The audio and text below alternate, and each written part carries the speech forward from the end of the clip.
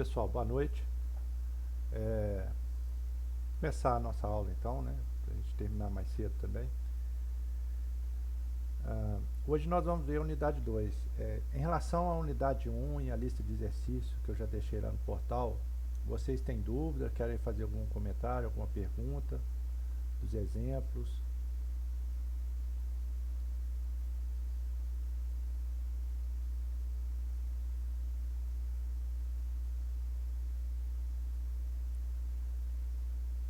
Ok, foi até. Professor, Oi, opa, perdão. pode falar.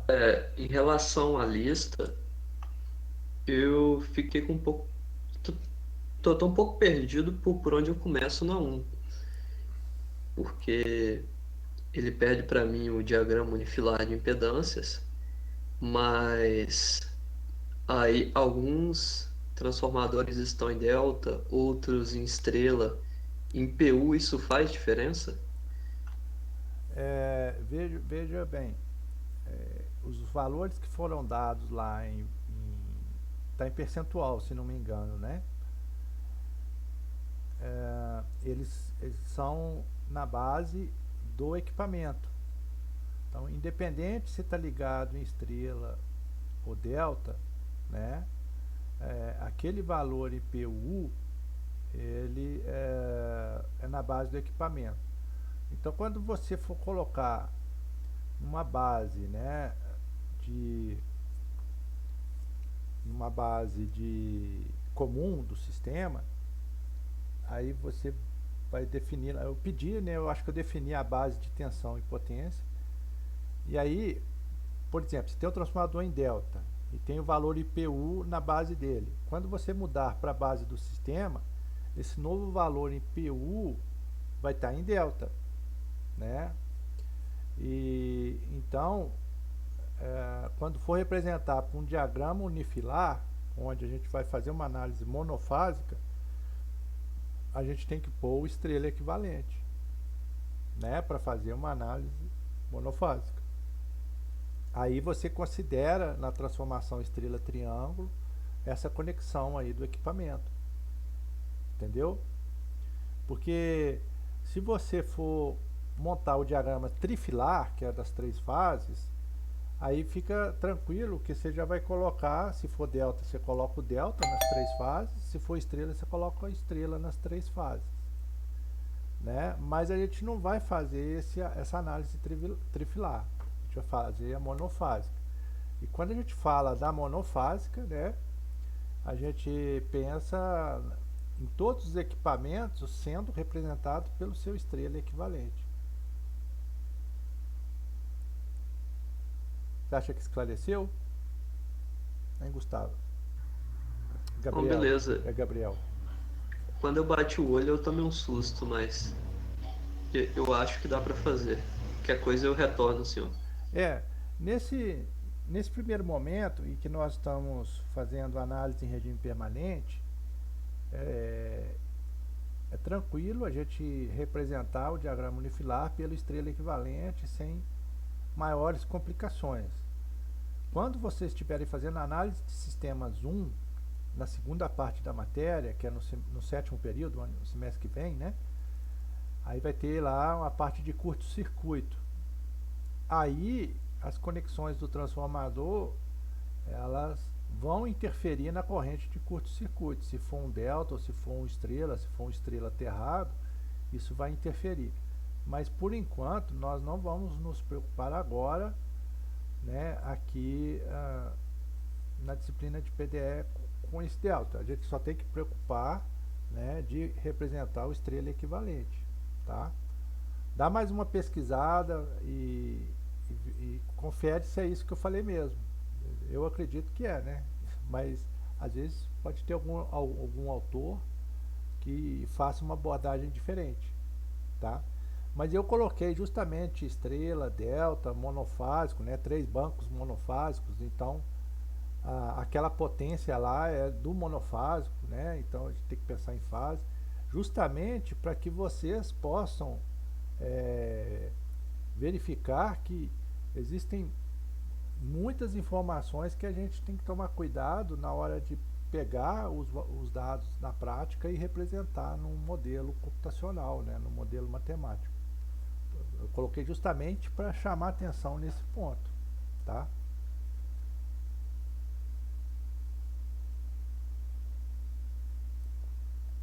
Mais alguém tem alguma pergunta?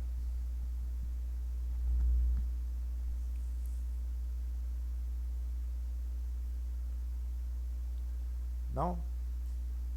Então, só reforçando que foi bom de ter trocado a aula de terça para hoje, né? Porque na sexta-feira, ou na quinta, dia 11 ou dia 12, não sei, eu recebi um comunicado da Coel que até ontem, quarta-feira de cinza, não era para agendar atividade síncrona e assíncrona, né? Então, a gente não está infringindo aí o comunicado lá da Coel passando a aula para hoje. Mas terça-feira que vem, dia 23, 19 horas, né, aula normal, a próxima aula que a gente vai ter, tá? Então, começando de fato a aula hoje, na unidade 2, né, a gente tem aí esses 5 tópicos, né? E hoje a gente vai ver aqui os 2 primeiros tópicos, tá? Que estão mais relacionados aos parâmetros de uma linha de transmissão, tá? Acredito que na aula de terça também a gente vai gastar 2 aulas, né, nesse tópico 2.2, porque nós vamos ver no detalhe, né, analisar os parâmetros indutância e capacitância, né, para linhas trifásicas, e aí a gente gasta um pouquinho mais de tempo para esses dois, para esse conteúdo aqui, para esse tópico, tá? E depois a gente continua nos últimos 3 tópicos, que são tópicos de análise de modelos a partir dos parâmetros obtidos aqui, né, nesses 2 primeiros tópicos, tá?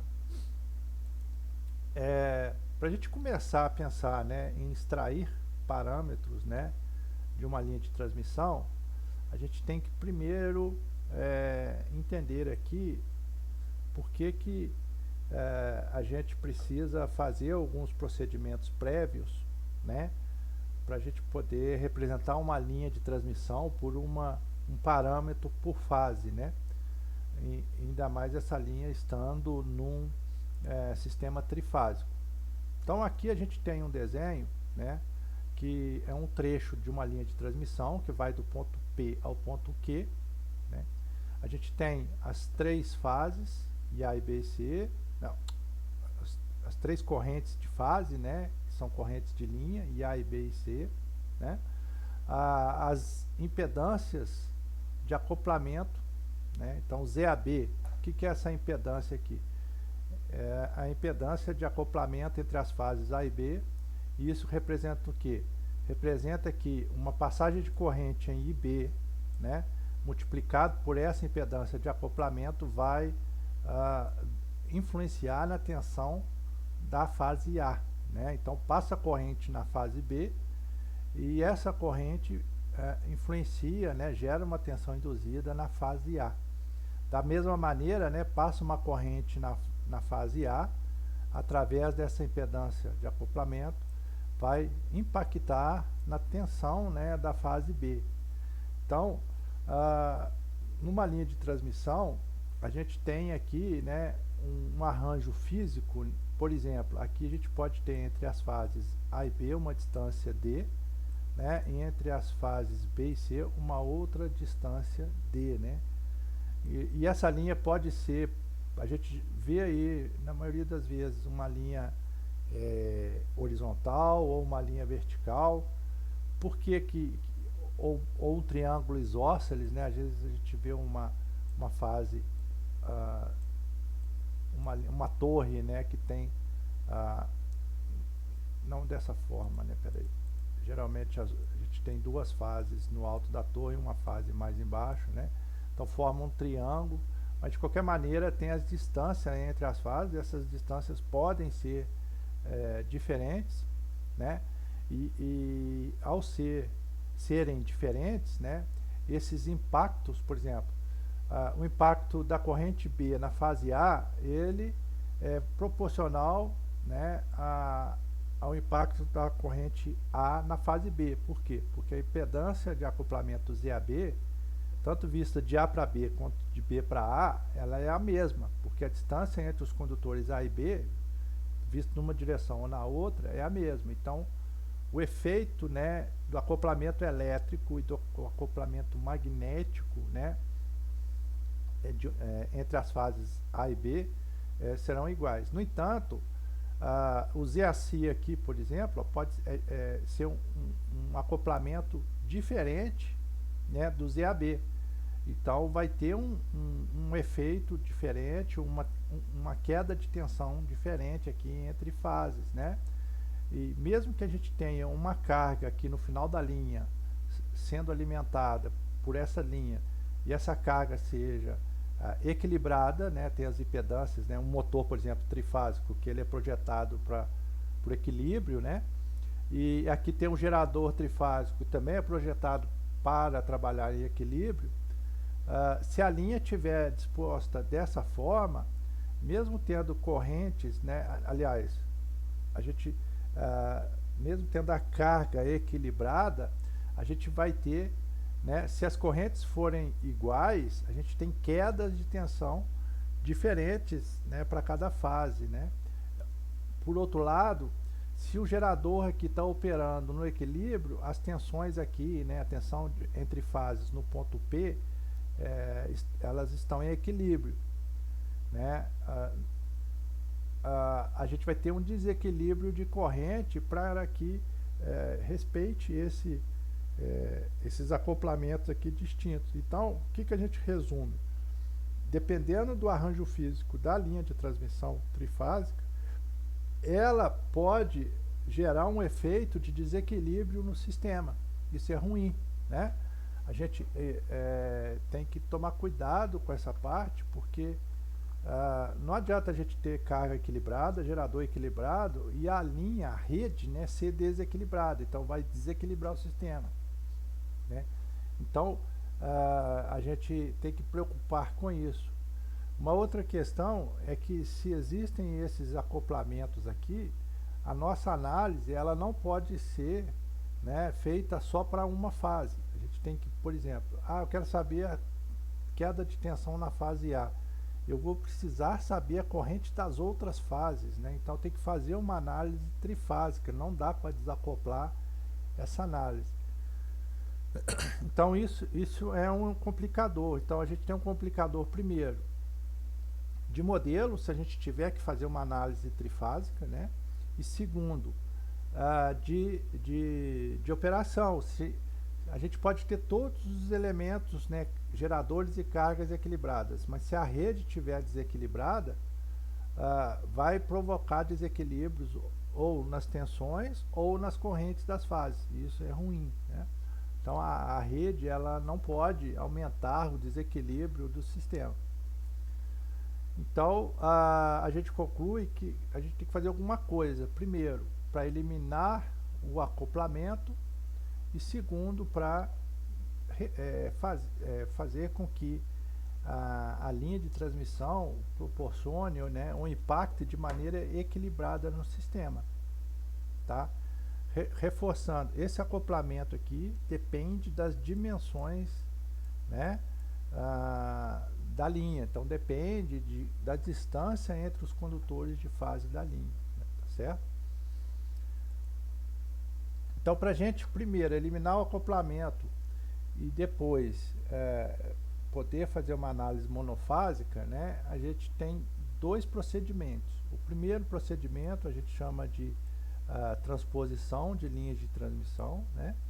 Se vocês estiverem viajando do lado de uma linha de transmissão e forem acompanhando os condutores, de tempos em tempos vai ter, né, uma torre em que os condutores eles cruzam, né? Então, por exemplo, aqui, ó, no primeiro terço de uma linha de transmissão, a corrente da fase A está nesse condutor aqui. Aí, numa determinada torre lá, ela muda essa corrente de posição, né, durante o segundo terço, né, da linha aqui.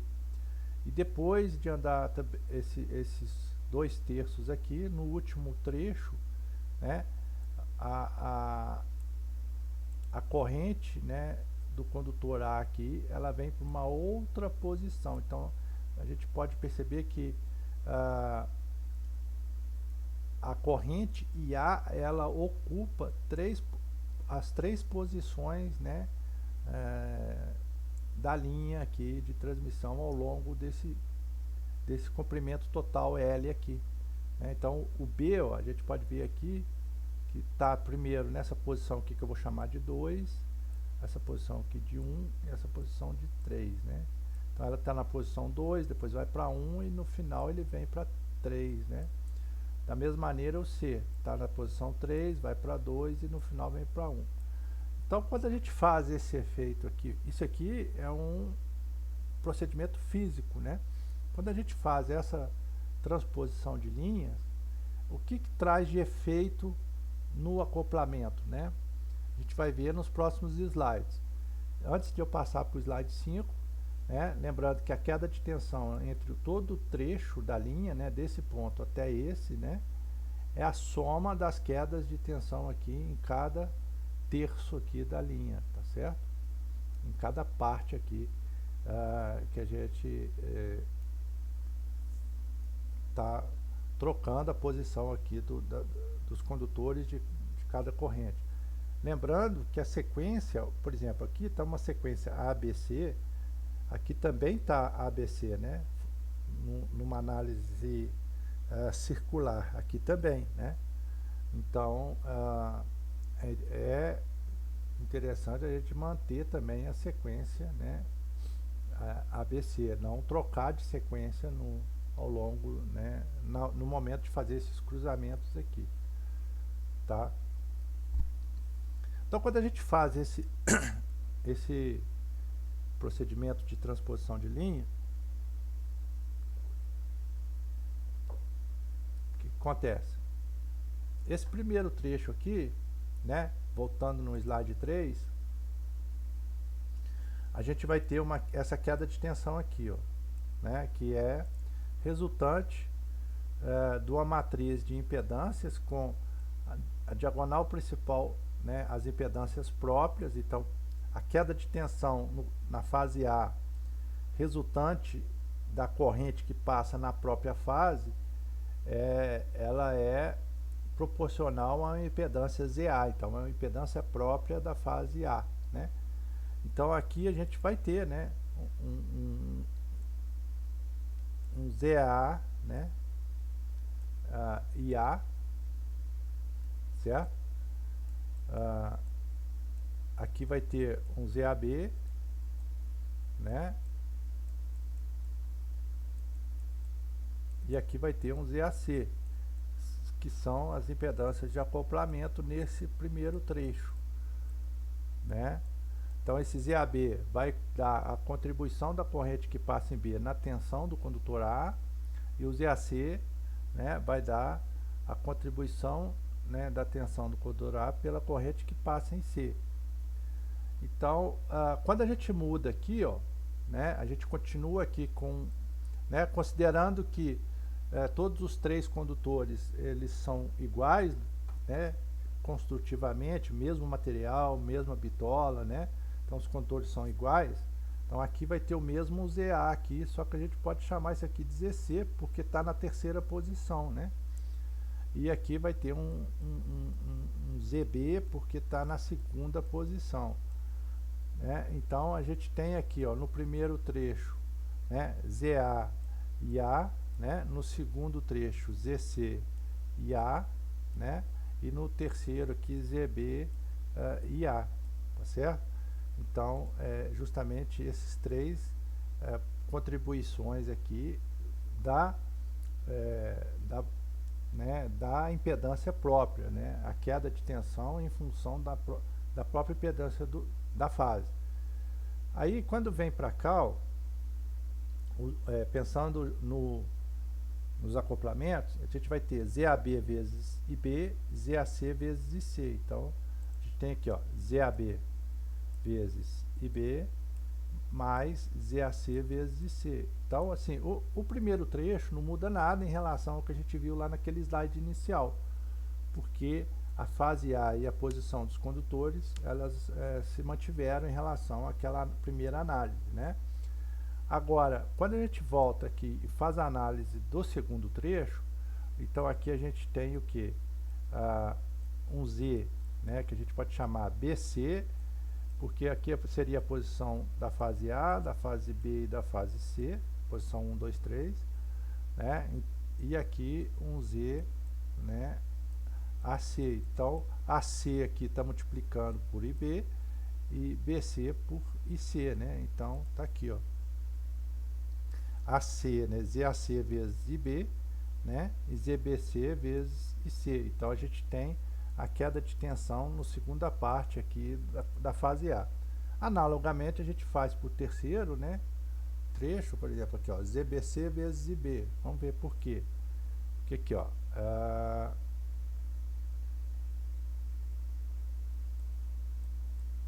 aqui tem um ZAC,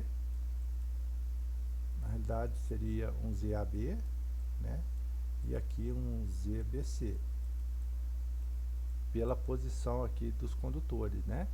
Então vou ter um ZBC vezes IB, um ZAB vezes IC. É justamente o que a gente tem aqui, ó, ZAB vezes IC. Então a gente consegue, né, analisar a queda de tensão, né, na fase A, ou seja, nesse trecho todo aqui da fase A, né, e através dessa transposição. O que isso traz de vantagem, né? Essa deve ser a pergunta que vocês estão fazendo aí nesse momento. Então, quando a gente pega e soma essas três parcelas, de acordo com essa equação aqui, né, o que a gente vai ter? Olha só, a gente vai ter ZA vezes IA, mais ZC vezes IA, mais ZB vezes IA. Então, a gente vai ter esse aqui, ó, ZA IA, ZB IA, ZC IA. Esse 1/3 aqui está multiplicando por quê? Porque está aqui de fora da matriz, né? Porque é 1/3 do comprimento da linha, tá? Não tem a ver com a transposição da matriz de transformação de fasores. Nesse momento ainda não, né? Então, a gente tem que a fase A, né, a queda de tensão durante toda a fase A da linha vai ser 1/3 vezes a soma das três impedâncias próprias vezes a corrente, né, mais 1/3 da soma de dos três pares, né, que seria a combinação de 3 tomados 2 a 2, né, então a gente tem 3 pares de fases. E aí vai depender do comprimento, né, da distância entre os condutores fase, né, vezes a corrente B, e da mesma maneira, né, os três pares de fase aqui, com os 3 acoplamentos, vezes IC. Ora, se eu tenho a soma de ZA, ZB e ZC e divido por 3, isso para mim está fazendo uma média, né? E aí quando eu faço essa média, né, a gente tem uma impedância que a gente chama de impedância própria ZP, né? Se os condutores forem iguais, né, ZA igual a ZB, que é igual a ZC, a gente vai ter um mesmo valor aqui, Z, que seria a impedância série, né, do condutor dessa linha. E aqui a gente tem um ZM, que a gente chama de Z mútuo, que é uma média dos acoplamentos entre fases, entre os 3 pares de fases aqui, né, quando a gente faz essa média. E aí, no final, o que nós temos? Se a gente pegar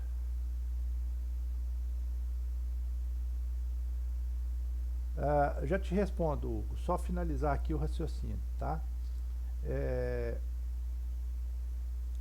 Se a gente pegar e substituir, né, nessa equação, substituir aqui nesses trechos anteriores,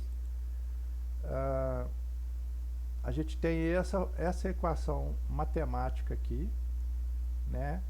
E aqui, o que vai acontecer? vai acontecer que se o sistema estiver em equilíbrio, por exemplo, se as correntes estiverem equilibradas, né, as correntes da carga no final da linha, as quedas de tensão A, B e C, elas serão equilibradas também. Então a rede ficou equilibrada nesse ponto. Então fazer transposição de linha vai fornecer para a gente uma linha de transmissão que a gente pode dizer que ela é equilibrada entre, né, do ponto de vista dos seus acoplamentos. E aí, aproveitando para responder a pergunta do Hugo, é o seguinte, Hugo, uma linha de transmissão, né, a gente tem, por exemplo, uma linha de transmissão trifásica, a gente tem aqui os 3 condutores. Se nós estivermos trabalhando com corrente alternada, né, aí vem a questão. Se for corrente contínua, não tem essa impedância de acoplamento aqui. Por que que não tem?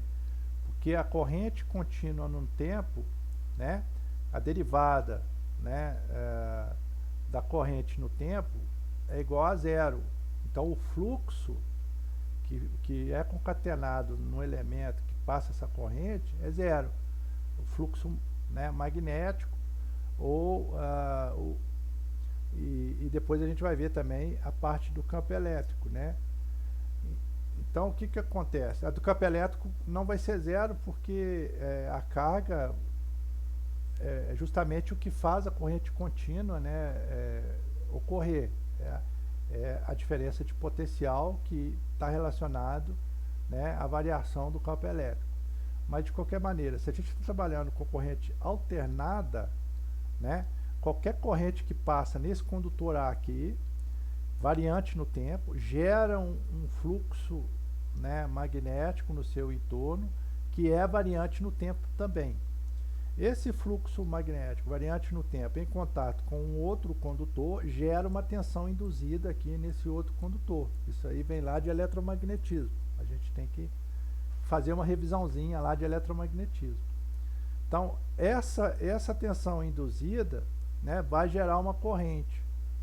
Então, a gente aprende lá em eletromagnetismo que existe um parâmetro que relaciona, né, essa corrente induzida com o fluxo que está variando aqui, que é justamente a impedância, né, ou a indutância, no caso L, né, aqui pensando mais na parte do campo magnético. Então, esse acoplamento existe por esse motivo, porque passando uma corrente variante no tempo no condutor, gera um fluxo magnético variante no tempo. Esse fluxo magnético variante no tempo em contato com o condutor vai gerar uma tensão induzida nesse condutor. Tá ok? Ficou claro? Né? À medida que a gente for avançando, né, essas coisas vão ficando mais claras, e eu sempre vou pedir para vocês para fazer revisão de conceitos lá de eletromagnetismo, porque às vezes no eletromagnetismo a gente vê de uma maneira mais geral, né? E aqui a gente está com foco na linha de transmissão, aí fica mais fácil a gente até entender os conceitos de eletromagnetismo aplicado aqui na linha de transmissão, né? Porque a gente pode entender que esse condutor A aqui é uma distribuição linear de cargas, né? E aí como é que vocês calculavam lá o potencial num ponto P a uma distância R de uma distribuição linear de cargas, né? Então isso a gente aprende lá em eletromagnetismo, né? Você vai digitar mais alguma coisa?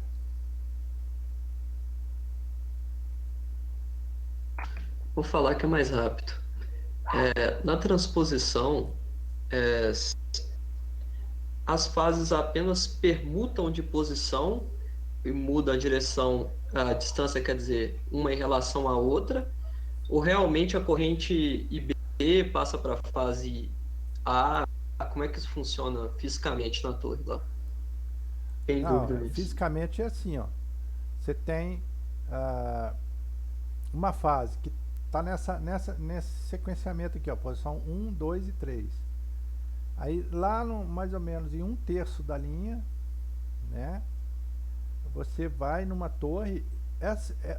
a corrente IA que estava nessa posição 1, ela vem para essa posição 3 aqui, né? Então, em relação à corrente ou à fase B, né? Aqui a fase A estava a distância de ZAB, ou seja, uma distância de D, considerando que isso aqui, opa, esse desenho ficou ruim, considerando que essa distância aqui, ó, até aqui, né, seja D, as fases A e B nesse trecho estão distanciadas de D, que é a distância. Quando vem para esse segundo parte aqui, daqui até aqui a gente tem D, né? E daqui até aqui a gente tem D também. Então as fases A e B estão distanciadas, né, de 2Ds. Esse 2Ds aqui dá um acoplamento que do mesmo efeito do ZAC aqui, né? Então a gente muda as fases de posição, entendeu? E aí vai mudar, né, a distância entre o mesmo par de fases. Aqui, né, era D, aqui está 2Ds e aqui está D de novo, né? Entendeu?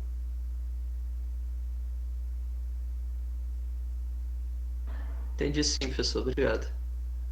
Tá, Hugo, considerando que esteja tudo em equilíbrio, ZA igual a ZB, que é igual a ZC, e as correntes seguirão a mesma lógica quando aconteceu o acoplamento. Quando você fala que está tudo em equilíbrio, né, você está falando no gerador e carga, né? Então, se ZA, né, voltando aqui, o ZA está aqui, que é a impedância série, aqui, está aqui, ó. Deixa eu até apagar aqui, ó. O ZA está aqui, o ZB está aqui e o ZC está aqui. É o mesmo condutor, né? Não faz sentido a gente construir uma linha com condutores diferentes, ok? Então esses elementos são iguais, mas o acoplamento continua diferente, porque a distância de A para C é diferente da distância de A para B. Então, mesmo que as correntes IB e C sejam iguais, né, porque está no equilíbrio, teoricamente, né, a tensão induzida lá no condutor A vai ser diferente, por causa da distância, né, que está dos condutores B para A e C para A. Então, mesmo que esteja tudo no equilíbrio, usando o mesmo condutor, se não tiver transposição, né, a rede vai ter um efeito de desequilíbrio aí no sistema. Não sei se foi essa a sua dúvida. Se quiser falar, pode falar também.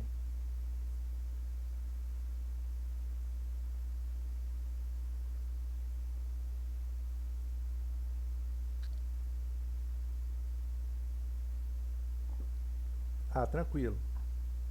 Então pode digitar.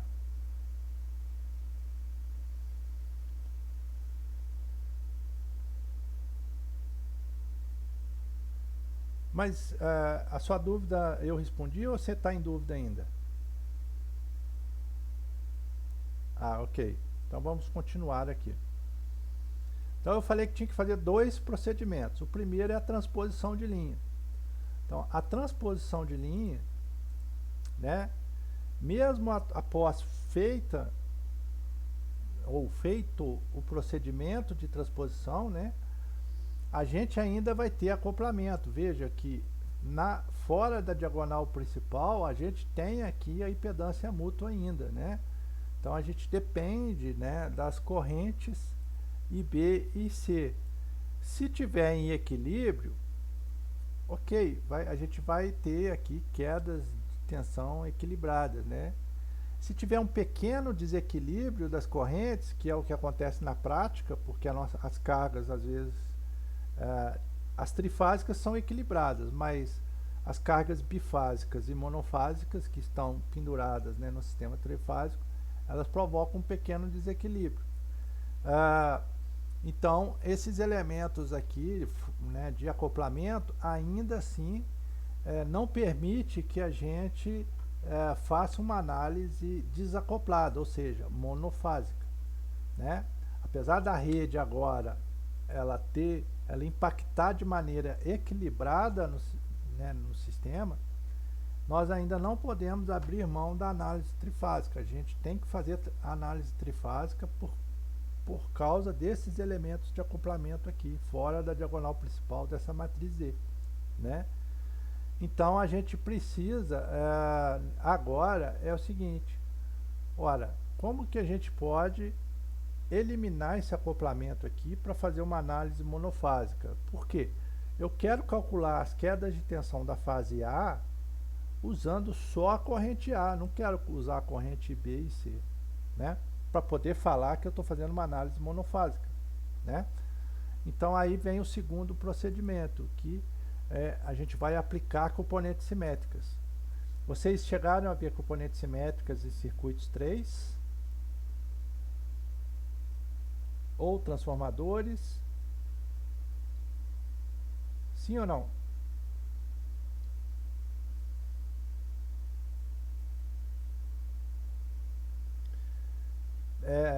Qual que é o conceito principal de componentes simétricas, né? Qual que é a justificativa da gente aplicar componentes simétricas, né?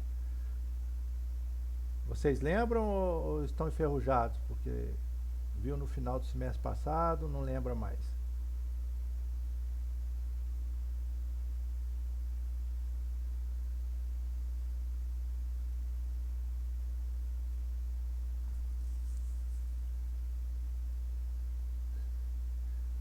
Ok, é comum, né?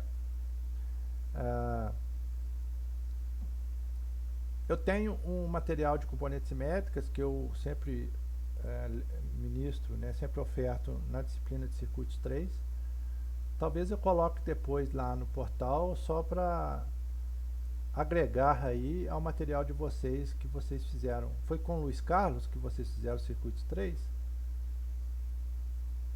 Eu acho que está bem parecido com o que ele apresentou. Mas eu não lembro agora o nome do pesquisador, né? Do matemático. Mas esse matemático, agora me fugiu o nome dele. Ele nos disse que qualquer sistema polifásico, né, desequilibrado, aí não estou falando de sistema elétrico, eu estou falando de sistema fasorial, né? Então qualquer sistema fasorial polifásico desequilibrado, ele pode ser representado por sistemas trifásicos equilibrados, né? Ou polifásicos equilibrados. No caso de componentes simétricas, a gente tem um sistema trifásico, né? A gente tem um único sistema trifásico desequilibrado. Aplicando componentes simétricas, a gente pode pegar esse sistema trifásico desequilibrado e analisar de maneira equivalente 3 sistemas trifásicos equilibrados. Então a gente pega um sistema, né, de n fases desequilibrado e converte para n sistemas de n fases equilibrados. E aí esses n sistemas de n fases equilibrados é bem mais fácil de analisar do que um único desequilibrado.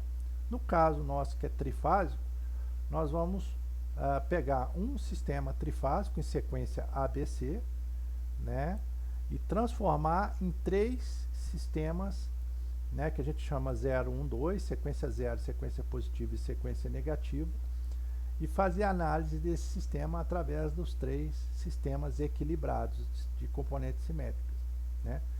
Para isso a gente usa uma matriz T, né, que a gente chama da matriz de transformação, onde a gente pega uma transformação, né, matricial, que a gente aprende lá em álgebra linear, né?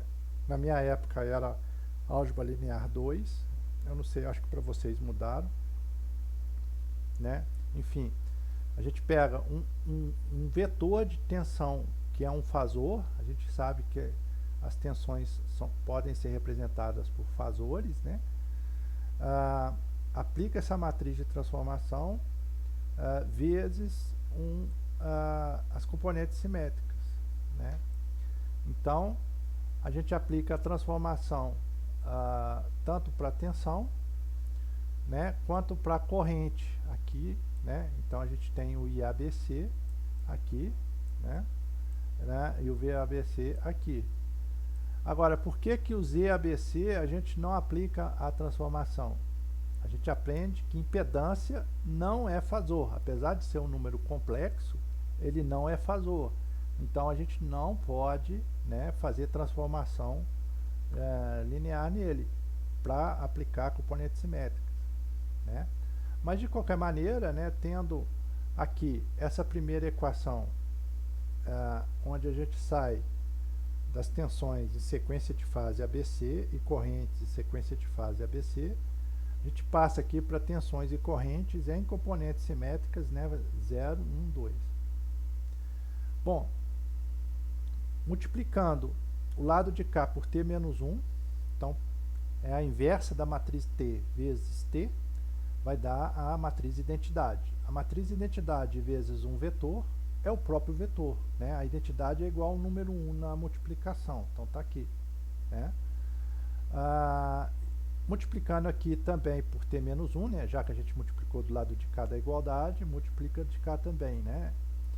A gente vai ter o que? T menos 1 vezes a matriz Z em sequência de fase, ZABC, que é aquela matrizinha nossa com as impedâncias próprias, né, e as impedâncias mútuas, tá certo? Vezes T, que está aqui, né? Isso vezes o vetor das correntes em componentes simétricas, 0, 1, 2. Então, como aqui a gente tem tensão 0, 1, 2, né, e aqui a gente tem corrente 0, 1, 2, a gente pode falar que esse resultado aqui desse produto é uma matriz, né, em componentes. Então vejam que não é uma transformação direta, a gente transforma os fasores, né, mas esse resultado aqui nos permite concluir que a matriz de impedância em componentes simétricas 0, 1, 2 é esse produto aqui dessas três matrizes, né? Informação lá, propriedade, né, da matriz de transformação. Lembrando que o A é o operador, né, complexo 1 fase 120, né, que a gente aprende lá em circuitos 3, certo? 1 fase 120. Então, a inversa dessa matriz aqui, né? Por que fica A ao quadrado e A aqui? Porque A é 1 fase 120, né? A ao quadrado é 1 fase 240 ou menos 120, né? Então a gente já pensa no sistema trifásico, né, equilibrado com 120 graus entre fases, né, entre duas fases. Então essa é a matriz de transformação. A sua inversa, ela tem a propriedade de ser a transposta vezes 1/3. Então esse 1/3 aqui aparece como resultado da né, a inversa dessa matriz é 1/3 vezes a sua transposta. Então é o que nós fizemos aqui.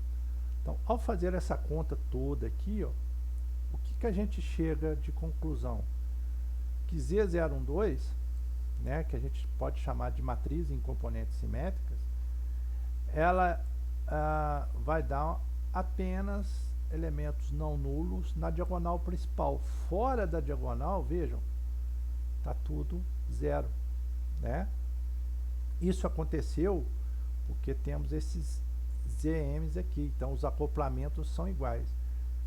Caso usássemos ZAB, ZAC, ZBC e esses elementos sendo distintos uns dos outros, nós teríamos valores aqui na diagonal, fora da diagonal principal, não nulos. E aí a gente teria acoplamento, olha que interessante, a gente teria acoplamento entre as componentes simétricas. Então não faria sentido aplicar componentes simétricas nesse caso, né? Porque a gente ia manter o acoplamento da mesma forma. Então, se vai manter o acoplamento, faz a análise trifásica lá original. Você vai ter só um problema trifásico, né? Aqui a gente está fazendo toda a transformação para chegar no final e ainda assim ter acoplamento e fazer trifásico acoplamento. Então tem um monte de cálculo desnecessário. Então, essa aplicação aqui de componentes simétricas só foi vantajosa para a gente porque a linha ela foi transposta e ela tem um efeito equilibrado no sistema, tá? Então aqui a gente tem, né, a matriz E02. Ora, então facilitando a nossa vida, né? Então a tensão da fase A de sequência 0, né, é esse elemento aqui, ó, vezes IA, né, IA0. Ficou ruim. IA, o mouse está agarrando. IA0, né? Nesse caso, estou considerando que IA0 é igual a 0 porque o sistema está equilibrado, né? Se o sistema está equilibrado, a gente só tem corrente de sequência positiva, né? Então vejam que interessante, se o sistema está equilibrado e tendo só corrente de sequência positiva, a queda de tensão de sequência 0 e a queda de tensão de sequência negativa, elas serão nulas, né? A gente tem elementos aqui não nulos, mas que está multiplicando correntes nulas. Então não tem queda de tensão negativa nem positiva, porque o sistema está equilibrado. Só teremos, né, queda de tensão de sequência positiva. Ora, é justamente o que a gente precisava, né? Então, pensando numa maneira de fazer análise monofásica, onde a queda de tensão da fase A vai ser única e exclusivamente resultante da corrente da fase A, a gente tem aqui, né, esse elemento, ZP menos EM, que foi o que a gente achou aqui, ó. Então isso vai ser aplicado para a fase A, para a fase B e para a fase C, né? Então, é justamente o que a gente queria. Então a transposição, finalizando aqui essa primeira parte, a transposição trouxe para a gente um equilíbrio da rede, mesmo que as características da linha de transmissão sejam de desequilíbrio, ou seja, distância diferente entre condutores, mas a transposição trouxe o equilíbrio, né? E as componentes simétricas trouxe para a gente que, usando Z próprio menos ZM, a gente pode fazer uma análise monofásica, né? Então é isso que nós vamos usar, né? Veja que aqui também eu estou falando de impedância. Impedância pode ter parte resistiva, pode ter parte indutiva, pode ter parte capacitiva e pode ter até condutância, se a gente quiser representar a condutância da linha, né? Então essa é uma expressão geral que a gente pode adotar desse ponto em diante, né? Para a gente poder fazer uma análise monofásica de uma linha de transmissão. Ok? Então nessa primeira parte aqui, até o slide 9, vocês têm alguma pergunta, alguma dúvida? Em que eu trato exclusivamente a parte de transposição e a aplicação de componentes simétricas. Tem alguma pergunta, algum comentário?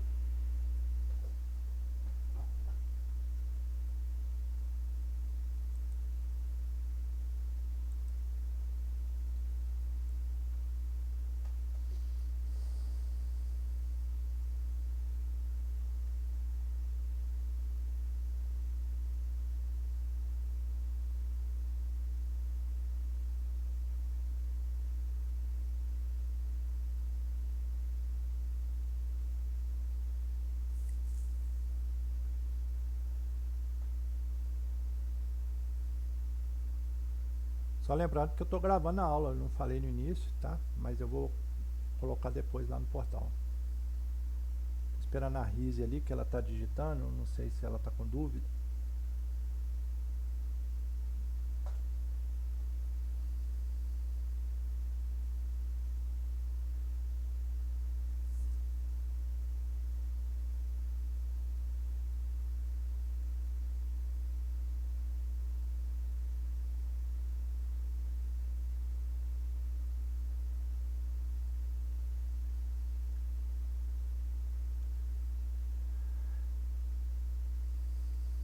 Então, nesse caso, é uma pergunta interessante a sua, né? O sistema não está equilibrado, mas ele tem acoplamento. E a partir do momento que ele tem acoplamento, né, veja, aqui a gente tem né, um resultado de um sistema equilibrado, mas ele tem acoplamento. Se ele tem acoplamento, a gente não consegue fazer análise monofásica. Então a gente usa aqui componentes simétricas para desacoplar as fases e poder fazer análise monofásica. Né? Essa sua pergunta foi muito interessante, né? Porque a gente sempre dá um enfoque da aplicação de componentes em sistemas desequilibrados, né? Mas aqui ele estava desequilibrado, a gente equilibrou com a transposição, mas o acoplamento ainda continuou. Então, aplicando aí componentes simétricas, a gente conseguiu desacoplar as fases e poder fazer essa análise aqui, ó. Então eu posso simplesmente fazer só para fase A e aplicar a defasagem de 120 graus e 240 para as fases B e C, respectivamente, né? Então, especificamente aqui na aplicação de linhas, né, a transposição tem o objetivo de equilibrar o efeito da rede e a aplicação de componentes simétricas tem o objetivo de desacoplar as fases, né? Tá certo? Mesmo que o sistema seja equilibrado. E detalhe, se o sistema for desequilibrado, né, a gente tem que considerar também que a gente vai conseguir fazer, se o sistema for desequilibrado, né, a gente vai ter que usar aqui os três componentes, sequência 0, 1 e 2. A gente está usando só a positiva, porque a gente está partindo da premissa que o sistema é equilibrado. E a partir da premissa que o sistema é equilibrado, só tem sequência positiva. Mas se o sistema for desequilibrado, né, o desacoplamento continua. Mas a gente precisa fazer três análises, a sequência 0, a 1 e a 2. Né? Tá? Então é mais um caso aí, né, onde justifica a aplicação de componentes simétricos para desacoplar as fases. Vou esperar o Hugo ali, que pode ser que ele tenha alguma pergunta também nesse sentido. Não, só serão três análises se o sistema, né, tiver desequilibrado, ou seja, se a carga for desequilibrada. Porque a gente não projeta a geração, né, os geradores para trabalhar em desequilíbrio de tensão. Então o gerador nunca está em desequilíbrio.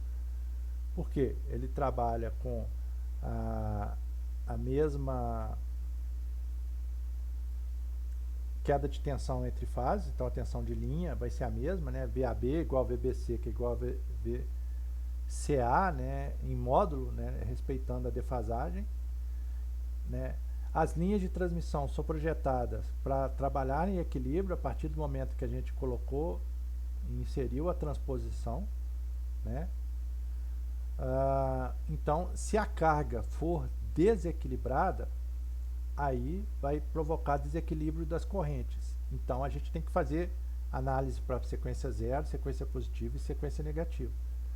Mas caso o sistema esteja em equilíbrio, a gente só vai fazer análise de sequência positiva, porque corrente de sequência 0 é nula e corrente de sequência negativa é nula também.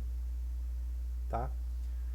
Então, em que momento a gente vai fazer essas três análises?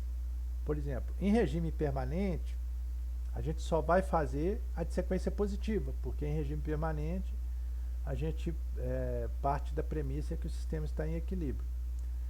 Agora, quando a gente vai fazer análise de falta, tem uma falta monofásica, ou seja, caiu um cabo de uma linha de transmissão no chão. Ao cair um único cabo, uma única fase, desequilibrou o sistema. Aí a gente vai ter que fazer as três análises, sequência 0, 1 e 2. Entendeu?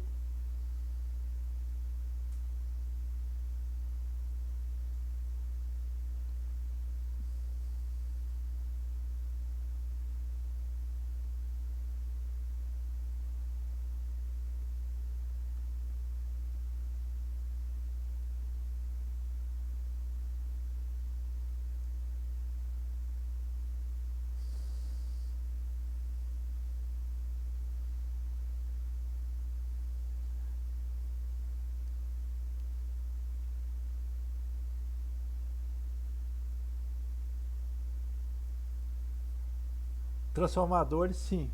É, a gente vai ver lá em análise de curto-circuito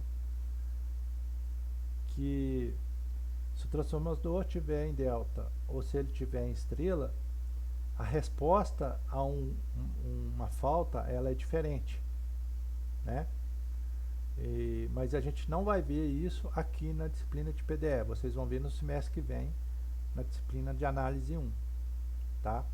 Quando forem a estudar especificamente faltas, tá? Quando está em equilíbrio, né? Que, por exemplo, é o nosso caso aqui, quando a gente considera que o sistema está em equilíbrio, né? O efeito, né? A representação de um transformador, ela vai ser por uma impedância série, né? Então, o diagrama de impedância de sequência positiva, vocês vão aprender que vai ter um diagrama de impedância de sequência zero, vai ter um diagrama de impedância de sequência positiva e um diagrama de impedância de sequência negativa. O que a gente usa para análise em regime permanente é o diagrama de sequência positiva. E a gente já viu aí no início da matéria que a gente inicialmente, né, vai representar o transformador por uma impedância série. E aí vai, independentemente se o transformador está em delta ou se ele está em estrela, a gente vai representar por uma impedância série. Então vai ter passagem de corrente de sequência positiva pelo transformador, né? Agora, a sequência negativa, ela tem o diagrama de sequência negativa, ele é igual ao diagrama de sequência positiva, porém sem as fontes, né? Porque a gente fonte só tem de sequência positiva. Então, do ponto de vista de sequência negativa, o transformador não proporciona efeito distinto. No entanto, de sequência zero, né? Veja, o sistema de sequência zero é um sistema de corrente contínua. Então, não há passagem, né, de corrente de sequência zero de um lado do trafo para o outro por indução. Só há passagem de corrente se caso os transformadores forem aterrados, né? Se eu tiver um Y estrela no primário, né, e um Y estrela no secundário. Então, caso ocorra um curto do lado de cá, a gente tem aqui as três fases, né? Caso ocorra um curto aqui, vai ter uma passagem de corrente aqui que ela volta pelo terra aqui e vem para o secundário aqui do tráfego, né? Então, a de sequência zero, porque essa corrente que vem para a terra é a soma da que vem aqui, mais a que vem aqui, mais a que vem aqui, lei de Kirchhoff das correntes, né? A gente tem que sempre lembrar disso. Então, ela vai voltar aqui, né? Agora, se tiver um delta, né? O que acontece? E tiver um curto de cá, a corrente não vai passar para o secundário. Então, a sequência é zero, porque não tem indução. Então, essa análise vocês vão ver lá no semestre que vem, tá? Mas só estou respondendo aí a pergunta do Raul, tá? Por enquanto, não vamos preocupar com o efeito da conexão do transformador no diagrama de impedância, porque para a gente não vai mudar, vai ser sempre uma impedância séria. Vai mudar o valor dela, né? Se o transformador estiver em delta, a impedância vai ser 1/3, né, daquele valor. Se ela tiver em estrela, é o próprio valor da impedância. Então, muda o valor em função da conexão, mas o efeito, a representação não muda, né? Tá ok? Diferentemente do que vocês vão ver no semestre que vem, tá? E provavelmente, vocês fizeram transformadores com a Tereza, a professora Tereza?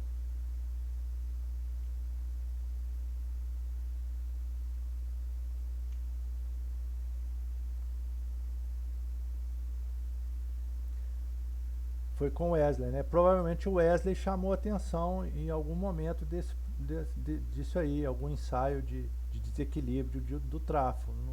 Não sei se ele chamou atenção, tá? Ah, enfim, é que é muito conceito, né, para a gente estudar o transformador, que às vezes as 72 horas de uma disciplina pode não ser suficiente para fazer esses ensaios, né, de ensaio a vazio, ensaio de curto-circuito, ensaio em desequilíbrio, né, ensaio em delta, estrela, essas coisas todas, né, enfim.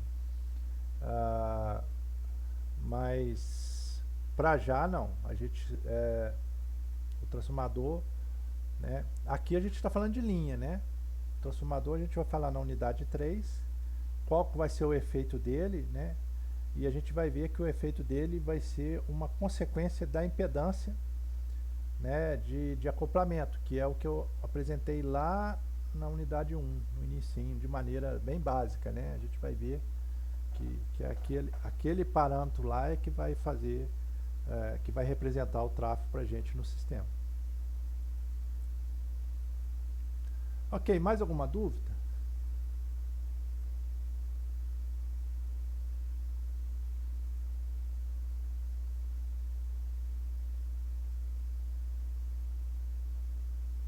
Muito bem. Então, vamos agora entender como que a gente calcula esses elementos aqui, né? Eu comecei a aula com essa matriz aqui, né? Com essa equação matricial aqui, né? Como que a gente calcula esse ZA? Como que a gente calcula esse ZAB? Né? Então é o que a gente vai aprender agora, né? E a gente vai ver que esses elementos dependem das características construtivas da linha de transmissão. Bom, alguém estava digitando ali, não sei se vai digitar, não, né? Enfim, então assim, aqueles elementos, né? Eles podem, aqueles elementos ZA, ZB, ZC, ZAB, ZBC, ZAC, eles podem ser um efeito combinado de 4 parâmetros, que a gente chama de resistência, indutância, capacitância e condutância. Veja que a gente já vai pensar, né, nas unidades por unidade de comprimento, né?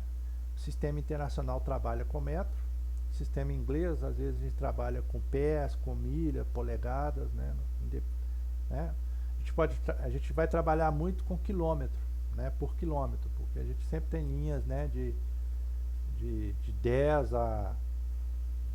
Né? Algumas linhas, por exemplo, de Itaipu até Tijuco Preto são 2.000 quilômetros, né? Então a gente vai trabalhar não por metro, mas sim por quilômetro, né? Bastando fazer a mudança de escala normal, natural. Tá? Aí são esses 4 parâmetros aqui que nós vamos ver agora, nessa parte da matéria. Lembrando que... Desculpe. Lembrando que a resistência, né, tem a ver com a propriedade resistiva dos materiais. Então, aonde a gente vai ter o aquecimento, as perdas por efeito Joule. A indutância está relacionada ao campo magnético, né, ao fluxo magnético gerado pelas correntes que são variantes no tempo. A capacitância tem a ver com o campo elétrico, né, então a gente vai ver como calcular a capacitância de linha de transmissão. E a condutância, né, seria o inverso da resistência, né, mas pensando numa linha de transmissão, a gente teria que a resistência, deixa eu fazer diferente, né, a gente teria que a resistência insere a indutância, insere, né, a capacitância em derivação e a condutância em derivação, aqui a terra, né? Então, aqui tem a corrente série, né, que é a corrente que flui na linha do ponto, né, P para o ponto Q, tá? E aqui é a corrente de fuga que a gente fala, né? Ou assim, depende muito do sinal, né? O sinal do ponto de vista da carga, do ponto de vista da geração, enfim.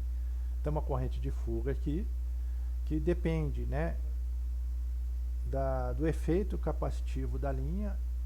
O efeito capacitivo é a diferença de potencial do condutor para a terra e do condutor para os outros condutores, já que tem diferença de potencial entre condutores, né? Então existe a capacitância da linha. E a condutância seria o inverso, né, de uma resistência aqui séria. Então geralmente esse elemento aqui ele é muito pequeno, porque se ele é o inverso da resistência e a resistência do ar é muito grande, né, a gente tem uma condutância basicamente nula que a gente acaba desprezando, e a gente representa só o capacitor e despreza aqui o circuito para condutância. Então, a condutância a gente não vai ver aqui em regime permanente, porque o efeito dela é desprezível. Em transitórios eletromagnéticos, quando tem algum tipo de descarga atmosférica na linha, né, essas descargas têm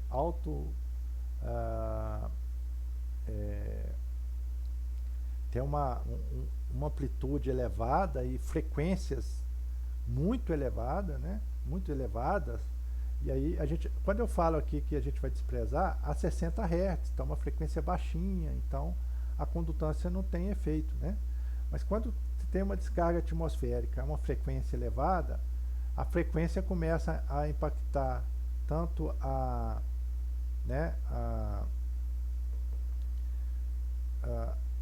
o efeito indutivo quanto o efeito capacitivo da linha. E aí, por exemplo, o XC, né, não é 1 sobre ômega C? Opa, não é isso que a gente aprende lá? Né, que a reatância capacitiva não é 1 sobre ômega C. Então, à medida que ômega, que depende da frequência, aumenta, né, essa reatância fica pequena. Então, se essa reatância fica pequena, começa a ter maior passagem de corrente aqui. Então, a condutância começa a ter um efeito mais significativo, né? Então, em estudos de transitórios com descargas, né, o Marco Aurélio, o Rodolfo, eles trabalham nessa área. A condutância é um parâmetro importante e tem que ser representado. Mas em regime permanente a 60 Hz, ela é desprezada e a gente não vai ver aqui na matéria, tá bom? Então, a gente vai ver esses 3 elementos aqui. O primeiro deles, antes disso, aqui eu coloquei de curiosidade, né, alguns tipos de condutores utilizados em linha de transmissão. Então, normalmente condutores de alumínio, né, com alma, né, pode ser alma de aço ou alma de alumínio mesmo, né, para mostrar que vai depender do tipo de condutor, né, para a gente pensar em propriedades, né, de resistividade, permissividade, permeabilidade. Então, né, e os livros trazem, né, vários tipos de condutores. Fabricantes também, eles, né, apresentam diversos tipos, né, e normalmente quando os fabricantes apresentam esses tipos de condutores, eles apresentam numa tabela com diversos parâmetros. E são justamente esses parâmetros aqui, né, principais, e é o que a gente vai aprender a calcular, né? Lógico que a gente, na realidade, os parâmetros dos condutores vai nos ajudar, né, a calcular esses parâmetros aqui da linha, né, porque a linha ela é composta por 3 condutores e depende também da distância entre esses condutores, né, tá? Mas eu coloquei mais como curiosidade para lembrar vocês de pegar um livro, dar uma olhada. Geralmente fica lá no finalzinho ou na contracapa, assim, né, os autores normalmente colocam essas tabelas aí, depois de curiosidade, dá uma pesquisada, uma estudada lá. Né? Não faz sentido a gente aprender todos os condutores, como é que eles são, de que material que é, porque isso é muito específico, né? O que a gente precisa é das informações gerais desses transformadores, tais como, primeiro, né, vamos pensar na resistência. A resistência é o parâmetro, né? Depende do tipo e da bitola. Então, a resistência, né, depende do quê? Da resistividade, que vai depender do material do condutor. Então, o fabricante já vai dar esse elemento para a gente. Mesmo que o condutor seja composto por diversos filamentos, diversos condutores no seu interior, ele vai dar essa resistividade aqui, né, para a gente, né, do material sobre a área. Né? Então, quanto maior for a bitola do condutor, menor a resistência. Né? Mas, por outro lado, quanto maior a bitola, mais caro é o condutor. Então, tem um conflito aí, né, entre diminuir resistência para diminuir as perdas ativas e o preço do condutor. Né? A gente tem sempre que pensar nisso. Tá? Então, é um parâmetro que depende do tipo, depende da área, né, da bitola, apresenta variações com a temperatura, né, então é propriedade física do material, né, se a temperatura muda, né, muda a resistividade, tá? E depende também da frequência. Lógico que, quando a gente está falando, desculpe, quando a gente está falando de corrente alternada, né? Mas também para corrente contínua, né? Se a gente pensar a frequência igual a zero, né? A gente vai ter uma resistividade. Para 60 Hz, a resistência é 2% maior. Por quê? Por causa do efeito pelicular. Né?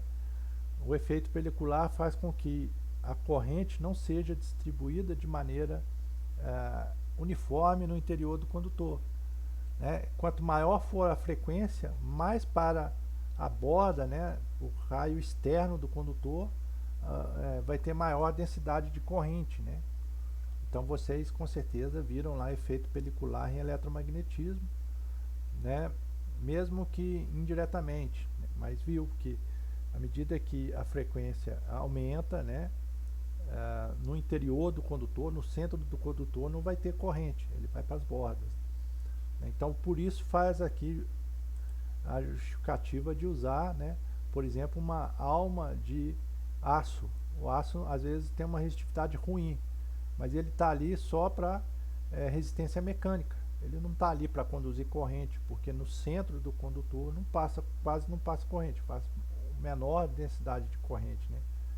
Então nas bordas onde está o alumínio é que vai passar mais corrente. Né? Então por isso. Tá?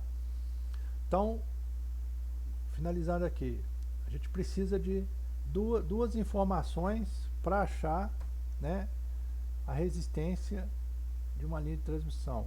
Primeiro, é a resistividade, que é dada em ohms, né, por metro, e a área efetiva do condutor, né, que vai ser, né, no caso, se for corrente contínua, é toda a seção transversal. Se for corrente alternada, né, a gente usa ou esse 2% para fazer a correção, ou o próprio fabricante já entrega qual é a resistência para 50 ou para 60 Hz. Tem muitos países que trabalham em 50 também, né? Tá? E veja que é por fase, né? Então só vai ter, né, um efeito série, né? Conforme eu apresentei aqui nesse desenho, a resistência, né, ela vai estar aqui, ó, é só um efeito série, né? Então nesse Z aqui, ela vai estar aqui, né? A resistência vai estar, né, por exemplo, a resistência da fase A só vai passar a corrente A, né? E a resistência da fase B não vai ter nenhum efeito na fase A, né? Então, por isso que a gente já faz até aqui, né? Por fase vezes metro, então por unidade de comprimento, tá ok?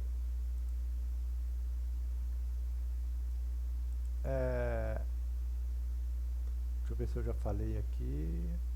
Aqui, não chamei atenção, né? Mas se a gente quiser calcular quais são as perdas por efeito Joule, né? Numa linha de transmissão, a gente precisa da resistência, né? E a gente sabe, quanto menor for o nível de tensão, né, do sistema, maior será a corrente. Então as perdas, né, R vezes I ao quadrado, né? Então para as correntes maiores, para um mesmo R, a gente vai ter mais perdas ativas, né? Então para a linha de transmissão em baixa tensão, ou tensões baixas, né, o parâmetro de resistência é importante. Então, por exemplo, linhas de distribuição, linhas de 69 kV, linhas de 138, né? A gente tem níveis de corrente elevado, então a gente vai ter perdas elevadas, né, por efeito Joule nessa linha, tá? Linha de tensão em níveis mais altos, né, a gente vai ter corrente menores, mas ainda vai ter, né, um efeito resistivo e quase todas as linhas, né, a gente vai ter um efeito resistivo e um montante de perdas ativas, tá? Em relação à temperatura, né, geralmente a gente tem aqui que o fabricante fornece uma resistência para uma determinada temperatura, né?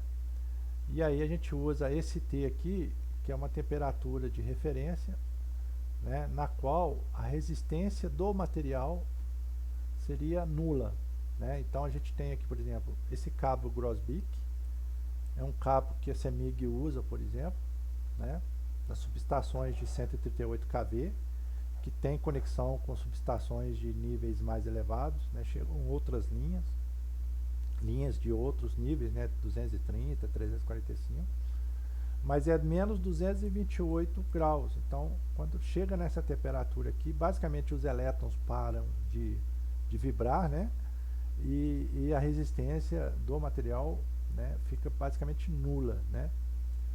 Então, essa é a temperatura de referência. Aí, para a gente achar a resistência numa outra temperatura, aí usa essa equaçãozinha aqui, né? Então, olha só, aqui tem o Grosbeck, né, 636 MCM, dá para gente o tipo de condutor e a área que ele tem, né? Então, isso a gente tem que pegar um manual do fabricante para entender qual é a área, qual é o tipo, né? Mas esse cabo já vem com uma resistência em corrente contínua, né, com esse valor aqui, a 20 graus, né? Então, e se essa linha de transmissão tiver lá no norte, numa região que vai trabalhar 50 graus, além da temperatura ambiente elevada, a linha ainda vai trabalhar, né, vai passar corrente, ela vai aquecer, né? Então ela vai trabalhar 50 graus. Né? Aí para fazer essa correção, a gente usa 50 aqui, né? 20 aqui, 228 aqui em módulo, né? 228, né? E a resistência dada, esse valor aqui, né, a gente usa aqui. Pronto. Aí a gente acha, né, um novo valor de resistência aqui, fazendo, né, aí uma correção do efeito da temperatura. Esse tipo de correção, ele é indicado quando a gente deseja alta precisão no cálculo das perdas, né? Porque dependendo, né, às vezes o efeito da temperatura nem vai ser tão significativo assim, né? Mas é uma melhoria do modelo, né? Porque a gente sabe que a resistividade, ela não é contínua, né? Ela varia de acordo com a temperatura. Então, da resistência é bem simplesinho, não tem muito cálculo, porque não tem acoplamento, não tem campo elétrico, não tem campo magnético, não tem essas análises mais complexas envolvidas, né? Então, basicamente é isso. tá? Passando agora para a indutância, que é o segundo parâmetro. Só voltando aqui. Vou ver a pergunta do Hugo ali. 69 kV é usado dentro das cidades? Olha, depende, sabe? Eu não sei se Belo Horizonte tem. Eu acho que Belo Horizonte não tem, não. Belo Horizonte tem uma rede de anel, que eu acho que é de 138. Mas 69 kV é muito utilizado no norte de Minas, no noroeste, né? Sistemas mais antigos, né?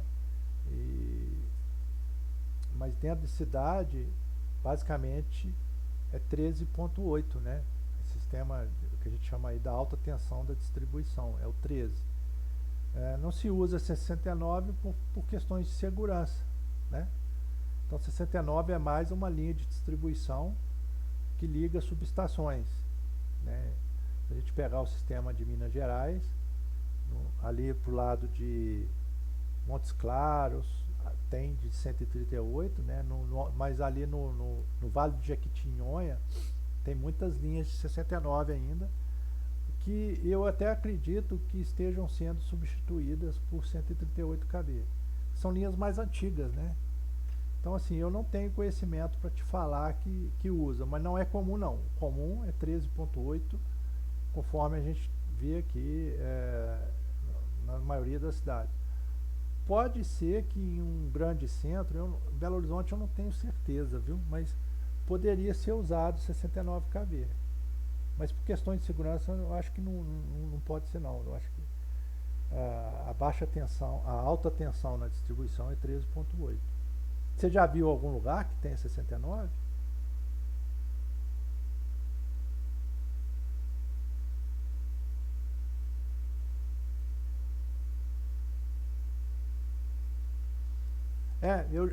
Existem ainda linhas de 34,5, 69, são linhas mais antigas, né? Mas elas não são eficientes. Eu acho que com a tecnologia que nós temos hoje, né, tanto a tecnologia de operação quanto de capacidade de construção de linhas, eu acho que está tudo migrando para 138. Não vai ter 69 ou 34,5. É um caso muito específico, né? Por exemplo, lá dentro da Fluminense, quando eu fiz estágio, tinha dentro do sistema da Fluminense, né, chegava lá na subestação 138 kV, na subestação de entrada, e fazia abaixava a tensão para 13, então tinha uma rede de 13 dentro da empresa, e alguns cubículos tinha 4.400, porque alguns motores, né, alguns galpões precisava dessa tensão para diminuir as perdas, né? Mas isso é muito específico, assim, não é questão de grandes sistemas não, entendeu? É mais algo assim específico. E eu penso da mesma maneira o 69. Eu vou dar uma pesquisada e a gente pode voltar a falar disso. Se você também encontrar alguma coisa, algum material que traz algum esclarecimento para a gente, você pode trazer para a turma também, não tem problema.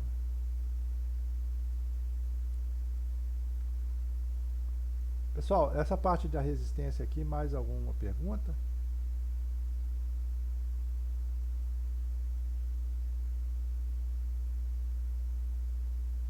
Ok. Passando aqui para a primeira parte da indutância, eu não vou apresentar tudo hoje não. Hoje eu vou fazer a parte da linha monofásica, tá? Vou deixar a linha trifásica para a próxima aula. Mas a primeira informação que a gente tem, a indutância depende exclusivamente da geometria da linha e do meio no qual encontra os condutores. Então, se a linha está no ar, ela tem uma indutância. Se ela é subterrânea, que é outro meio, ela tem outra indutância, né? Se ela está na água, tem outra, né? Então, o meio em que a linha está, ela influencia, né? A indutância é o parâmetro mais importante. Por que, que ele é o parâmetro mais importante de linha de transmissão? Em qualquer análise, seja regime permanente, transitório, baixa frequência, alta frequência, linha pequena, né, pouca distância, linha longa, sempre vai ter o parâmetro indutância. Nenhum modelo de linha de transmissão não representa o efeito indutivo, né, série. Né? Então, sempre que a gente for fazer qualquer análise, a indutância vai estar lá. Né? A capacitância não, a capacitância, se a gente pensar, ela vai estar mais forte, mais presente em linhas de alta tensão. Linhas de baixa tensão, conforme a gente vai ver nas próximas aulas, a gente pode desprezar o efeito capacitivo, né? Porque a queda de tensão é tão baixa que o campo elétrico gerado, né, ali pelo efeito capacitivo é desprezível, né? Então, às vezes a gente nem representa a capacitância. Resistência, a gente se estiver em extra alta tensão, com uma corrente baixa, um condutor com uma resistividade baixa, a gente pode desprezar a resistência também, né? A condutância eu já falei que a gente pode desprezar. Agora a indutância não, a indutância sempre vai estar presente. Tá? Ela afeta diretamente a capacidade de transmissão de uma linha de transmissão. Né? A gente vai aprender lá em análise 1 que a potência máxima de transferência de uma linha de transmissão, né, ela está aqui relacionada com a indutância, ou a reatância indutiva da linha. Né? Então, a gente tem que pensar tanto, né, na geometria, ou seja, bitola dos cabos, distância entre condutores, para pensar nessa reatância aqui. No entanto, não adianta a gente querer investir muito numa geometria que diminui esse valor, né? Quanto menor esse valor, maior é a potência transmitida de uma linha, né? Mas a gente quer diminuir ao máximo esse valor aqui. No entanto, fica uma linha muito cara, porque a gente tem que ter torres com arranjos que são caros, né? Com resistência mecânica elevada, né? Condutores de materiais, né, raros, que são mais caros, né? Então, aí tem que achar o equilíbrio entre custo da linha e esse valor, né, de indutância séria. Tá? E por fim, a gente aprende lá em eletromagnetismo que a indutância é a razão entre o fluxo magnético e a corrente. Né? Então a gente sabe que a indutância ela depende da corrente e do fluxo magnético. E ela depende do meio. Né? Então, se a gente pensar numa linha monofásica a dois fios, né, a gente tem um meio aqui que é o ar e o meio aqui que é do material, por exemplo, cobre ou alumínio, se o condutor for feito de alumínio. Então, vai ter uma indutância aqui que a gente chama de indutância interna, que é no meio do material condutor, e uma indutância aqui que a gente chama de indutância externa, que é o meio ar. Né? Então, a indutância da linha total, ela é a soma, né, da indutância interna mais a indutância externa. Né? A indutância externa relacionada ao fluxo interno no condutor, a gente aprende que tem fluxo dentro do condutor, lá em eletromagnetismo, né?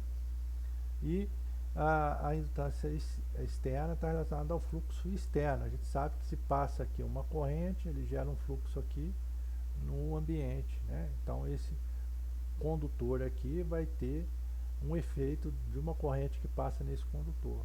Né? Tá?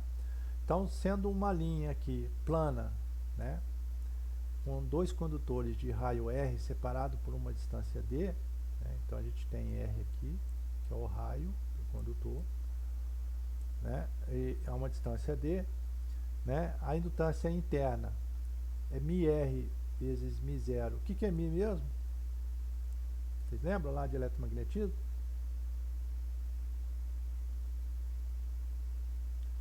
É permissividade ou permeabilidade?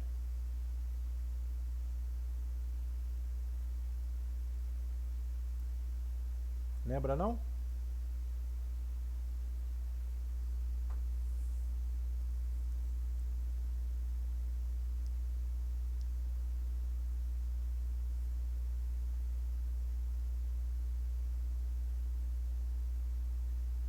Gabriel apostou ali em permissividade.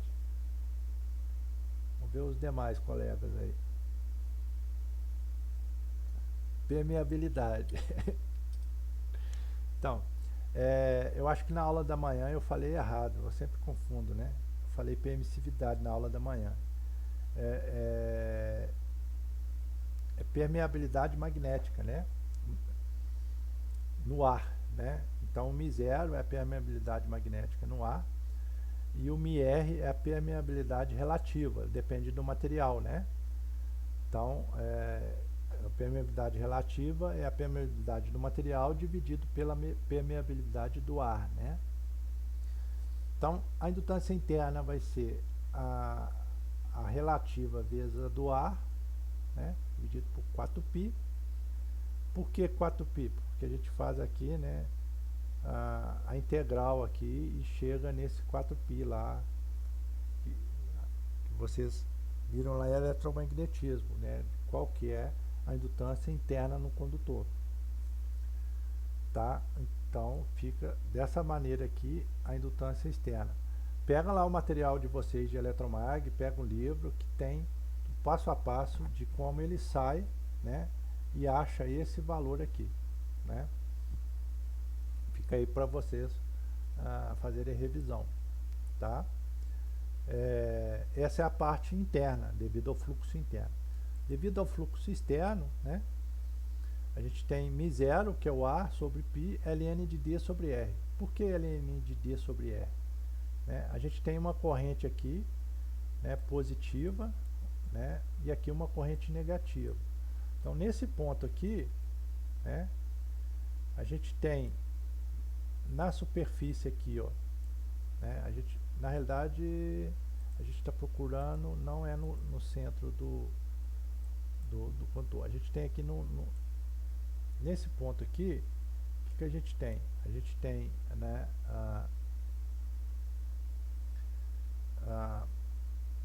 uma linha uniforme, né? A gente pode pensar numa distribuição linear de carga, né? E aí tem, passando corrente nesse condutor, vai gerar um campo magnético no seu entorno, né?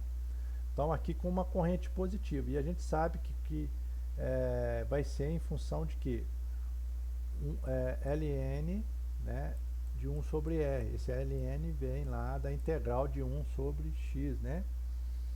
Então, aqui é o ponto de interesse. Então 1 sobre r é devido a essa corrente aqui. Aqui a gente vai ter o que? Menos ln de 1 sobre d, que é a distância da corrente que passa nesse ponto até aqui, né? Ou até aqui no centro, né, do condutor. Então, ln de 1 sobre r menos ln de 1 sobre d dá o quê? Né? Quando a gente pensa em subtração de logaritmos, é divisão, né? Então vai dar 1 sobre r sobre 1 sobre d.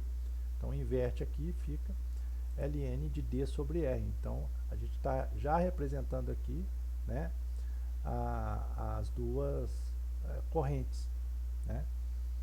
Então, substituindo aqui o valor, né, de Mi0, que é 4π vezes 10 a menos 7, corta com esse π aqui, fica 4 vezes 10 a menos 7 ln de d sobre r. Então, para uma linha monofásica, né, a dois fios, o que a gente tem? Que a indutância total é a soma da indutância interna com a externa, sendo numericamente igual a 4 vezes 10 a menos 7. Isso aqui depende, né, lá do Mi0, da permeabilidade no ar, né? E Mi-R sobre 4, que depende, que é a influência do fluxo interno, e ln de D sobre R, que é a influência do fluxo externo, né? Então, aqui no fluxo externo tem influência da corrente desse condutor e desse condutor, tá? Então, bem, a partir do momento que a gente calculou a indutância, pronto, qual que vai ser a reatância? A reatância é, né, ômega L, que a gente aprende lá, depende da frequência de operação, né? 377 radianos por segundo a 60 Hz, né? 2πf. Tá? Tem um exemplinho aqui que vocês poderiam fazer para a próxima aula, ok? É, e eu vou parar nesse momento aqui, só nessa linha monofásica 2 fios, para que vocês possam revisar todo esse material até o slide 17, tentar fazer esse exercício aqui, para a gente poder, na próxima aula, discutir alguma coisa em cima dele, tá? E na terça-feira eu já vou começar aqui do slide 18 e vou até o slide, se não me engano, 47, tá? Que eu vou falar, né, de, de indutância de linhas trifásicas e capacitância de linha trifásica, né? Então, na próxima aula eu devo ir até o 47. Eu acho que vale a pena vocês ah, realizarem uma leitura prévia, se já não fizeram, né? Se fizeram, ótimo. Ah, a gente vai até o slide 47 na terça-feira. Alguém tem alguma pergunta? Se alguém acompanhou o que eu falei ali, essa parte inicial aqui da indutância, né?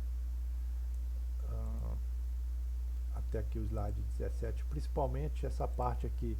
Eu acho que vale a pena vocês pegarem o livro de Eletromag e dar uma revisadinha de como que chega nessa expressão aqui, tá? E também quem já tinha feito a leitura, estudado, se tiver anotado alguma pergunta, pode manifestar e fazer a pergunta.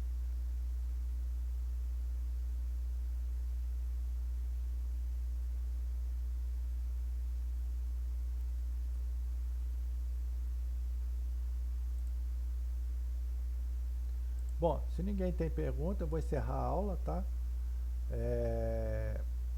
Vou disponibilizar no portal. Provavelmente eu disponibilizo já a lista 2, tá? Então, tentem já finalizar a lista 1.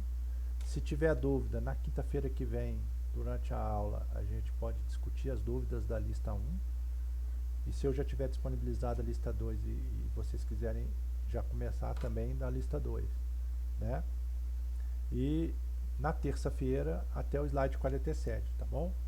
Anotem as dúvidas e tragam, ok?